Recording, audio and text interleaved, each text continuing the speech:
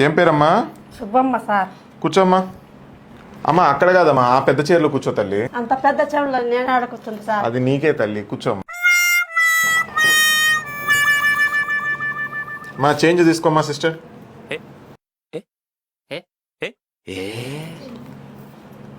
ఏం చేస్తున్నావమ్మా?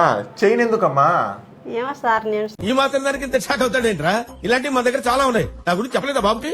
కాదమ్మా, చేంజ్ ఇవ్వమని సిస్టర్ని అడిగాను తల్లి. అవునా సార్. గడ్డం పెట్టమ్మా. అద్దాలు తీ తల్లి, అద్దాలు తీసేయి.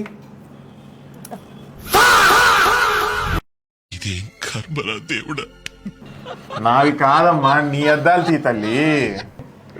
సరే గడ్డం పెట్టు. ఆపరేషన్ అయి వారమైంది, చాలా బాగుందమ్మా. సరేనా? ఈ రోజు నుంచి తలస్నానం కూడా చేయించచ్చమ్మా. ఏమో సార్ మా వాళ్ళు 40 రోజులు ఉండమన్నారు, అందుకే గుండు గుండు చేయించుకునే సార్.